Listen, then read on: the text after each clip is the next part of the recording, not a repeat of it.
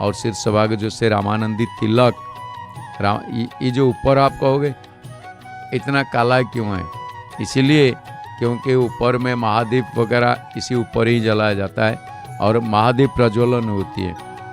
महादीप, अभी हम लोग जगन्नाथ भगवान के आरती दर्शन कर रहे हैं, जिन्हें कहते हैं कर्पूर गौरम करुणावतारम संसार सारम भुजगेंद्रहारम सदा वसंतम हृदयारविंदे भवन भवानी सहितम नमामि। आइए भगवान जी के, जगन्नाथ जी के जो आरती दर्शन करेंगे, प्रसाद के बाद धूप के आरती व भोग आरती दर्शन करेंगे, सुंदर सी भजन श्रवण करेंगे। जय जगन्नाथ।